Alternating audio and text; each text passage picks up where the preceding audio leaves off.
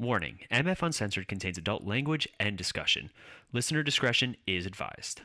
Hello, everyone, and welcome back to MF Uncensored. If you guys are listening to us on the go, you can find us on Podbean, Apple Podcasts, Stitcher, Spotify, iHeartRadio, and basically anywhere you get your podcasts. As always, I'm Paul. I'm one of your hosts, and with me in the studio, or the Zoom studio, as it is nowadays, we have actor, comedian, and just all around really nice guy who does kung fu and knows cats. So we're going to have some very fun discussions today. Mr. Keith Ross Nelson. Keith, how are you today? I'm good. Thanks for having me, man. Appreciate Oh, it. it's my pleasure. We love having people on, and we love having people that are probably funnier than me. Yeah, well, I don't know about that. We'll see. I don't know. Like anybody who's listened to our show, it's like the same 17 jokes just rotated through with different people's names at this point. Hey, if the jokes work, you repeat them. All right. Rinse them. It's like shampoo. Yes, absolutely. So why don't you tell our listeners a little bit about yourself? Well, I'm kind of that saying, jack of all trades, master of none, might be at appropriate for me, possibly.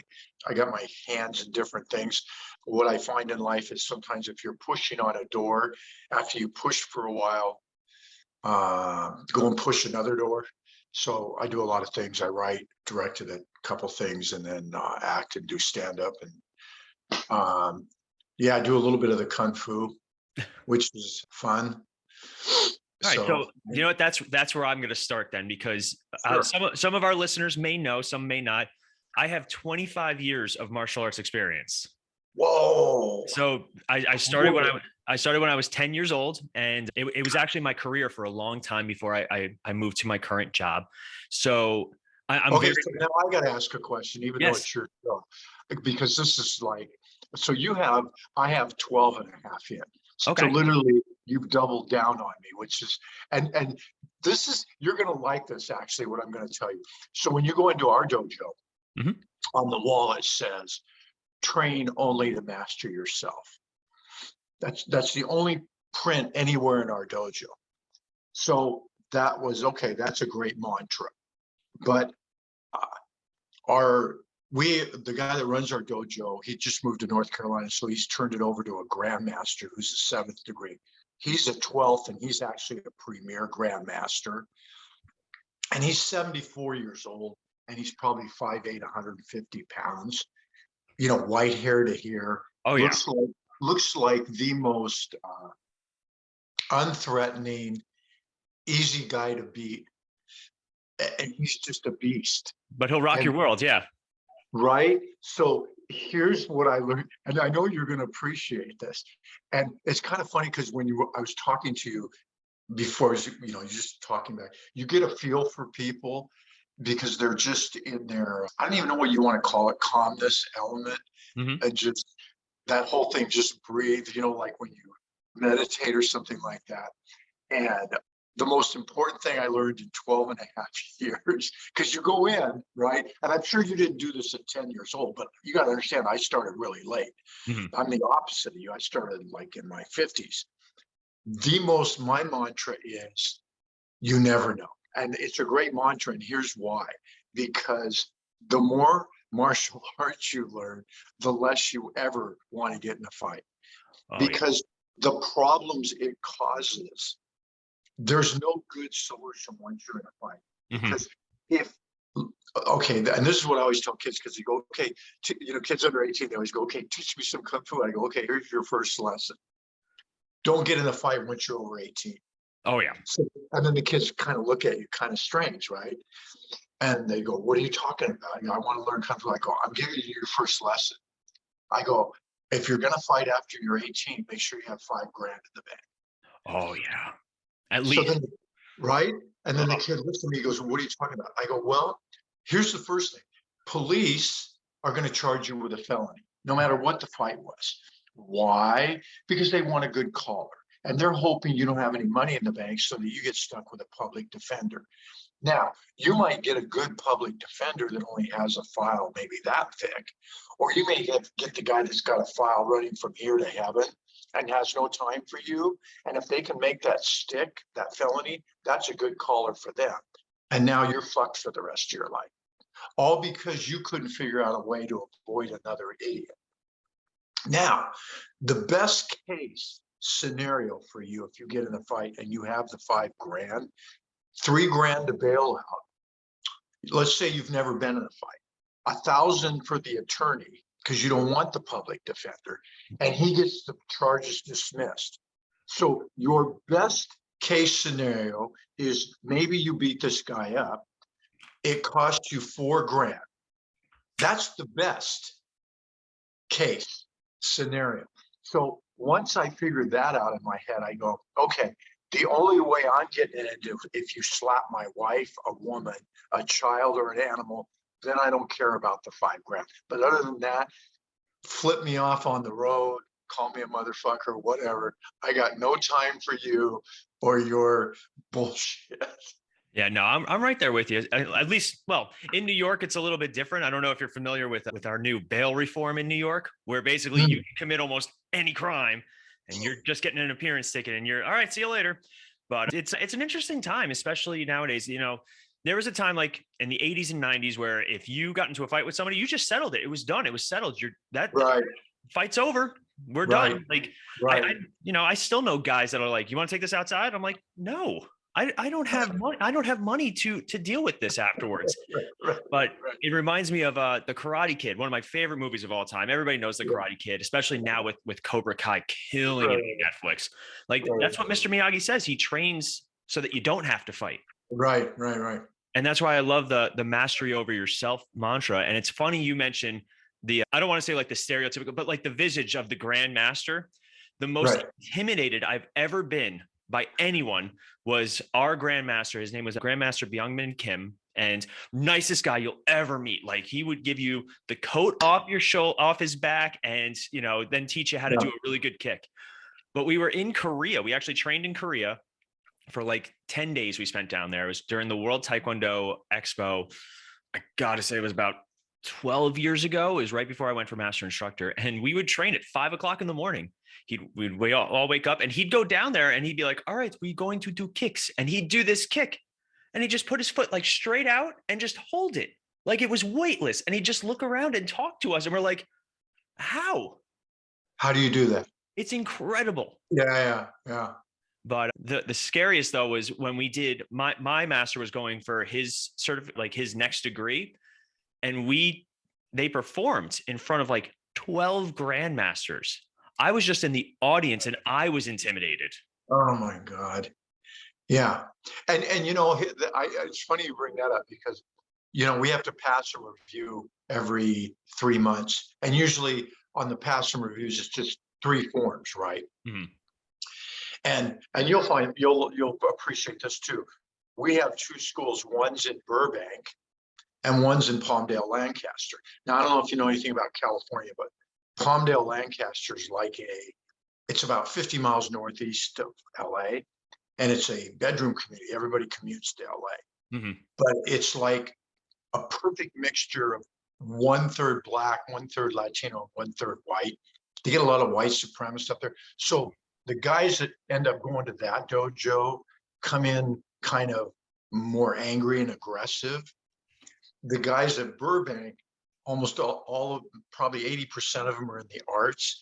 So it's funny, like when you watch forms, the guys from Burbank, their forms always look more perfect and correct, but the guys from Palmdale are probably better fighters. Mhm. But no matter, and it's funny because I'm so glad I went to the Burbank one because I came in, all wired up and I had anger issues and stuff. And then, so Burbank was good for me because it calmed me down, Yeah. brought me down. But it's always funny because no matter how I do the form, it's always like easier, softer every single time, no matter how hard it's because on the degrees, first is earth, second. I don't know how it works in you. Are you Taekwondo then? Taekwondo, and I've also studied Kabuto karate. Oh, geez. Oh yeah. I used to think I was such a badass. And this makes me laugh because this is another thing.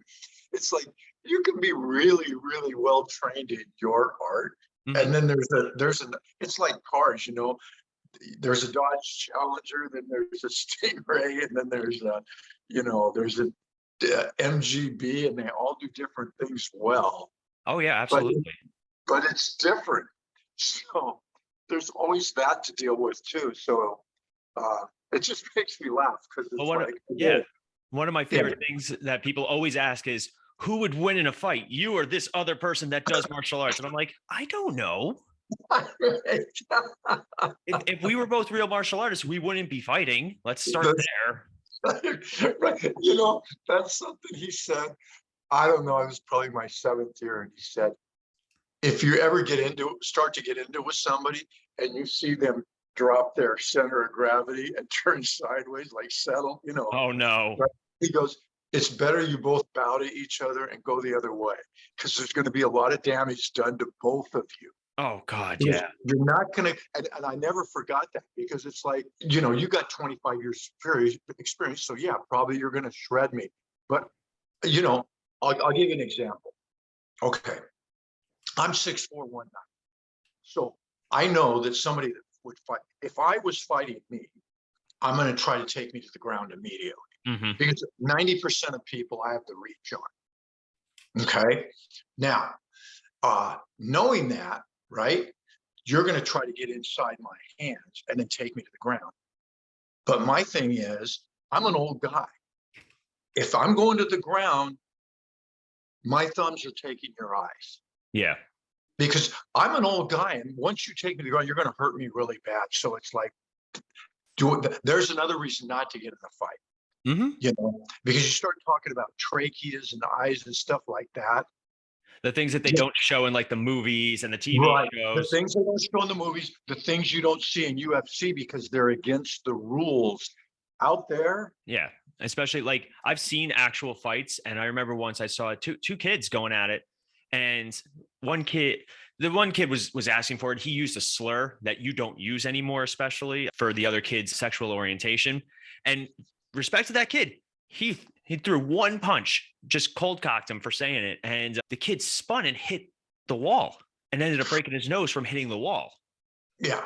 But because they were juveniles, parents didn't want to pursue it in any way. So you know, it's interesting. Fighting it's glorified in all these movies, especially martial arts Right. fighting. Like you can watch, like don't get me wrong, I love throwing on like a movie like The Matrix or The Raid and just watching like these incredible athletes. Jackie Chan, I was all about it back in the day. Even still, like I wouldn't want to fight Jackie Chan, but I love how the movies make it seem like it's the coolest thing, but Right. in real life, like you get into a fight now, especially as adults, especially against the wrong people, you can't just go up and like knock somebody out for saying a mean word to you anymore, like Right. back in the day. But it's interesting. I'm glad that we managed to start off with this conversation because this is Yeah. great. I really enjoy it. But I'll even say the worst martial art injury I ever got was actually training. Wasn't even like fighting or wasn't even like competing. We were training with this gentleman. His name was Sensei Jojo. And I'm not sure if that was his actual name or if that's just what he asked us to call him because he was like literally from Japan, like the coolest dude you'd ever meet. Big dude. He did kabuto karate, which was weapons karate. So it specializes in just weapon use, and traditional jiu-jitsu, not Brazilian jiu-jitsu that everybody knows, but Japanese jiu-jitsu. So we were training Okay. with So these. hold on. Yeah, I got to ask you a question. What is the difference between Japanese jiu-jitsu and Brazilian? not much is the correct answer. Okay. Okay. It's just been incorporated in. It's like taekwondo and other like punching and kicking martial arts. They're pretty similar. They're just Right. like taekwondo and tang sudo, almost the exact same thing, Right. but just country of origin and minor changes in style.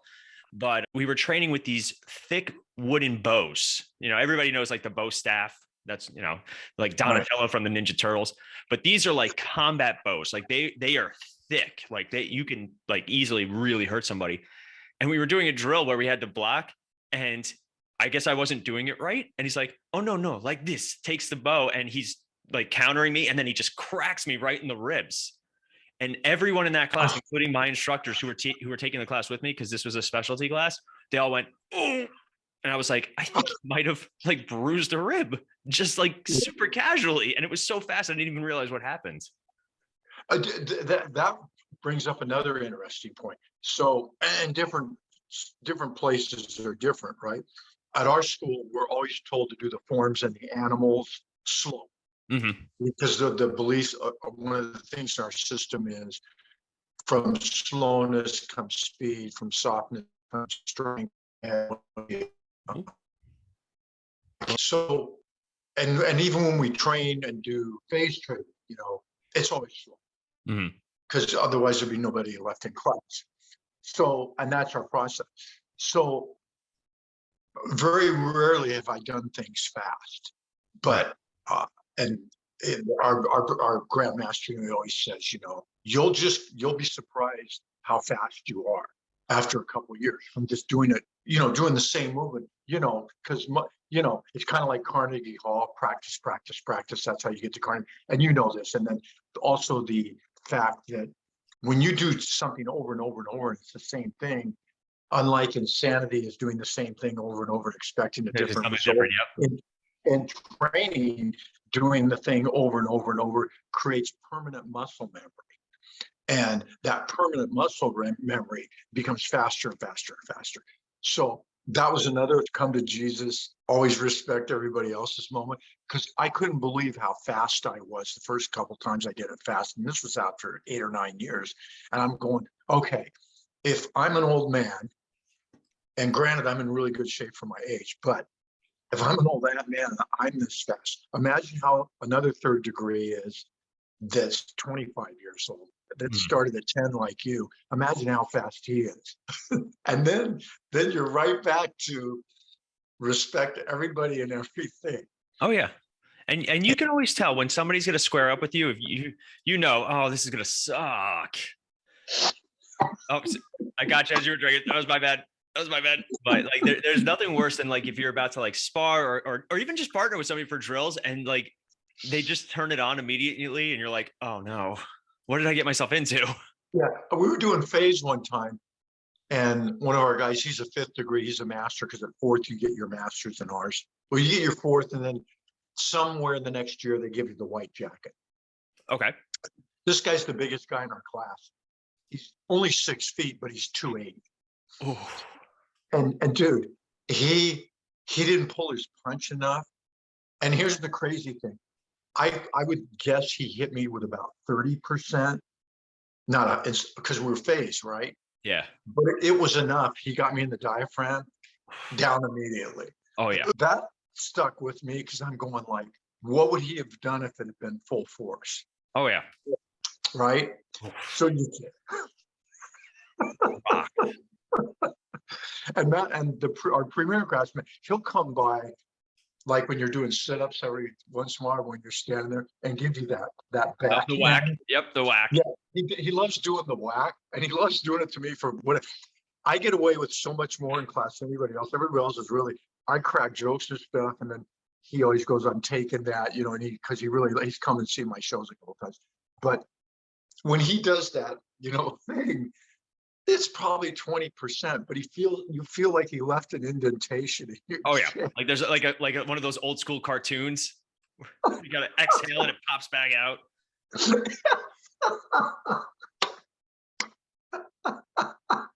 Describe. It's the only way to describe it.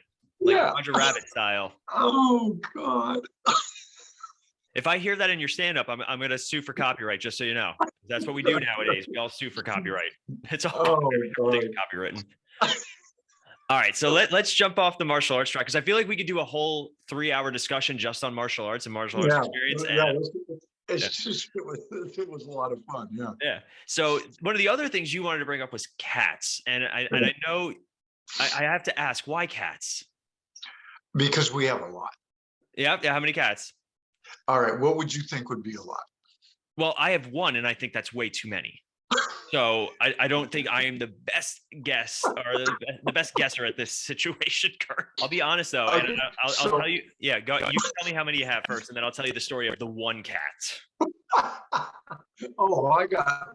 Okay. So we've got indoors 32. Oh my God. On the front yard 6 and 2 in the back. So the total is 40.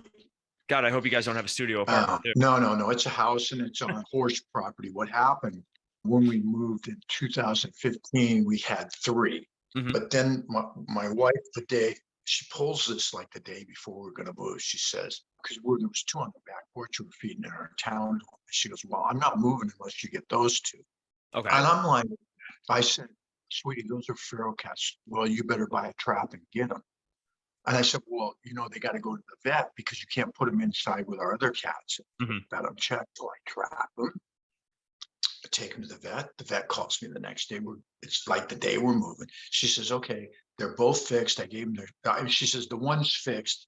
I gave him his shots. I gave the others 2 shots. The other one's pregnant Oh with no. 4 kittens. So that took us right away from 5 to 9. So, and the vet says to me, well, I can get rid of them. And I go, well, then I said, I got to talk to my wife first. Well, I already know what she's going to do. But I couldn't live with myself doing that and then not telling her, Yeah. it would have weighed on me. So anyway, so that's how we get to 9. We move over here and then people move, they leave and they leave their animals. Right. And my wife's a nurse and she just can't say no. So she's definitely a hoarder. I'm talking low because she doesn't like me talking about it. Well, my wife's But not here, so when I tell my story about cats, I'm going to say it loud. I already know your story because you just brought your wife into it. Well, ironically enough, it's very similar to yours, and I'm starting to be a little concerned that you're actually just me from the future, and I'm really getting worried. Oh, well, by the way, let me jump on that. Yes. They say, let me backtrack a little. So anyway, meanwhile, we're feeding. So then we're 9 inside. We're feeding cats in the front yard. Everything's fine. But then these cats are getting pregnant. So now I'm trapping cats once a week, taking them to the shelter and seeing me and getting them fixed, trying to keep up. Mhm. And that's how we got to so many. But they say the 3rd cat is the gateway cat. Oh no. But once you get to 3, you'll start getting more. So if your wife gets 2, you'll be fine. If you get to 3, I do a joke and I say the 3rd is the gateway cat. Well, apparently 32 is the insanity cat. That's where you cross the threshold. I said, right. I said, basically, ladies and gentlemen, the inside of our house is the United States. The front door is the port of entry.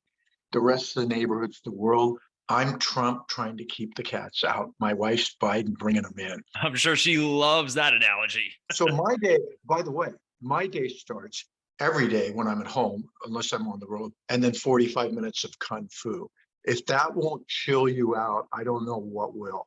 Oh God, I could do the 45 minutes of martial arts training, but 9 litter boxes. Wow. Yeah, yeah. I'm very lucky. My wife takes care of like the litter boxes. Like I'll help every once in a while, but I'll tell our cat story very quickly because we have a cat. His name is Maze. We call him Maze the Podcat because every once in a while he'll make appearances on the podcast show. On our Instagram, you can find pictures of him. Like he's a weirdo. So we moved into this nice little townhouse when we first got engaged, and we had a mother cat take up residence underneath our deck. Now I work out at 4:00 in the morning. Like I wake up, I work out, and then I go to work. And I remember it's like 4:15, 4:20. I'm like having, my tea. I'm just having a little breakfast before I train. And I hear this meowing. And I'm like, what the hell is that? I must be going crazy because my wife is a cat person. I'm a dog person because that's how it works. Then you get married. So I hear this cat. I'm like, that's weird because I'm downstairs in our basement because this is kind of like my space. And a few weeks later, this cat gives birth underneath our deck to 4 kittens. And I'm like, shit. Because my wife is the cat person, killer cat mom. She has her, So she does what any person of a rational mind starts doing. She starts feeding the damn things. So now she's putting little things of food out there. And I'm like, no, don't do that. Because once you start feeding them. So now we have 5 cats who have taken up residence and she's loving it because they're all little babies. And she's like sending me pictures and I'm like, stop interacting with the cats. I was like, did you call the SPCA yet? No. Did you call the Humane Society yet? No. Are you gonna? No. Now we've got like the neighborhood kids are coming over and they're actually on our property. I'm like, guys, you got to get off our property because if you get hurt from these cats, I feel like I'm getting sued. Our HOA's like asking us about it. And we're like, so we ended up calling the Humane Society and they're like, well, you have to trap them and bring them to us. I was like, the hell I do? You have one job. Like, come get these cats. So our neighbor ends up trapping them because we have a shared deck and they were kind of taking up residence on both. And of course, she's already named one. And I was like, no, like I already know where this is going and I know where it's progressing to. So they take the cats to an organization called Advocates in the area. And we end up, of course, adopting one of them, and they fix the mom, and the mom is still running around our neighborhood, which is the funniest thing. Like, this is almost a year and a half later. Mom's still. Wait, hold on, back up. Yep. How did the mom get fixed and then end up back in your neighborhood? Because she was feral, they said they had to release her. That she was not Oh, tameable. right. Yeah. So they literally just fixed her, gave her shots, and sent her right back to the neighborhood. So every once in a while, we still see her. It gives our cat gets a lot of anxiety because, like, why did my mom abandon me? Why am I adopted? Questions that cats ask. Oh, I think we froze. There it is. Oh, no, I'm here. Oh, okay, there we go. It's funny you should say that because you probably don't know this because you only have one, but we got 32. Oh, God. I can tell you every single one of their idiosyncrasies, personality traits. Oh, I bet. They're all different. They all have reactions different to different things. It's really crazy. Here's one good thing you'll like. Okay. Cats, when they purr, give off a frequency that lines up with a frequency inside you and actually extends your life. Really? They're a life. Yeah, that's why the Egyptians worshiped them for 3 reasons. Because, the Egyptians had a big love affair with cats. Mm-hmm. One was because of that, but the other 2 reasons was, of course, they had no rats or poisonous snakes in their house. There you go. Look at that. Learning cat facts today. The one thing I did not expect to learn today. Yeah, right. All right. So now that we've done your Kung Fu and we've done cats, I got to ask, tell me a little bit about your stand-up. How did that start? Like, what kind of shows do you like to do? What's your process? Anything like that? Yeah. The how I started by accident because I was in college and I was playing 2 sports. And so I didn't have a lot of time to study. So during lectures, what I would do is kind of sit in the middle towards the front. And those long 90-minute lectures, kind of crack jokes, just fooling around. And then one of my buddies said, oh, you should go to an open mic sometime.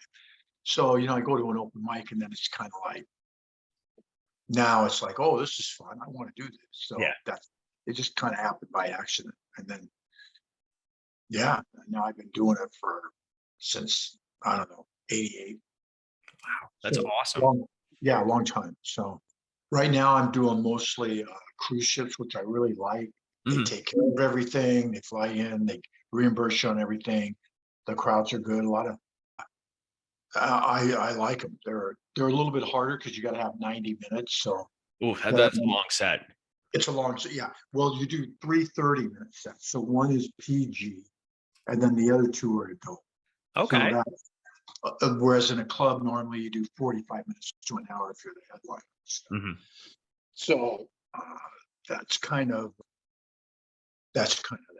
Yeah. So other than the travel and the time zone changes, I love it. If I could somehow do it every night and then just end up right back in my house, of course, that would be I'd be stuck with more days with the litter boxes, but it is what it is.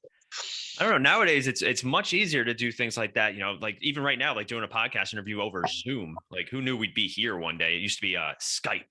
I remember Skype was the big one. Yeah. Who thought in 18 that the people that would be making money was a company called Zoom and people making masks? Crazy, right?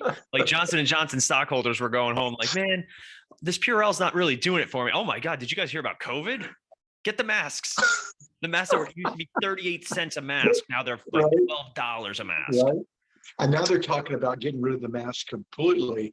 But then what might happen is we go maskless probably from April till October. And then winter, there'll be another surgery. Then that'll be the time to buy mask stock again. Oh God, it's you can't make it up. Like this roller No, coaster you that we're can't. on. No, Do you, you can't. Yeah, right. it's just a nightmare. Do you find that any of this stuff has impacted, like your comedy or Oh, the- yeah. Like yeah? when I go on the ship, the first thing is I walk on, they take my passport, then they test me, and then I'm tested every 2 days. And when I go on the ship, I have 3 goals. Mhm. Don't test positive, have really good shows, get off the ship negative, and then does the check clear. That's all I care about. Do good shows, test negative. So that test, like usually, like if I get off the ship on a Saturday, they test me the day before. Dude, I swear to God, it's like being in Vegas and betting $1 million on stuff. That test the day before I'm to get up, I'm just come up negative, come up negative, come up negative, I mean, Uh, the odds are good, 50-50. I'll take those odds in Vegas. yeah, but the problem is if you test positive, then you're stuck on the ship for 10 more days Oh, because they quarantine you in your room. That's not a good look for me. no, absolutely not. So No. that's the scariest thing right now is just testing positive and ended up quarantine. So far, 3 months in, everything's been good. That's good. I'm glad. Now you also have, according to your IMDb page, I can talk. I'm a podcaster. Got a couple of some film and TV credits to your name. Can you tell me a little bit about some of your work? Yeah, I have the mostly independent movies. The 2 biggest ones were, this is kind of funny, Mobsters and Mormons and RM. They were like Mormon comedies, which is kind of an oxymoron, but or an oxymormon. There. And so for a while, I was kind of big in Utah. If I ever went up there and was walking around malls, people would like, oh, you're the guy from. You're the Mormon, like the Mormon star. Yeah, the Mormon stuff. So that was about 10 years ago. And then my most recent was I actually shot a TV pilot. And then this is crazy. We had a deal and it turned out the deal was going to be with a black production company. Mhm. And she didn't want to take the deal because it was a black production company. Really? Yeah. And I had to call my agent, who happens to be black, who is still my agent, and tell her, by the way, this isn't going to go through because the person I chose to work with is an idiot. Yeah. Oh. Apparently she doesn't understand the only color that matters is green. I can get behind that.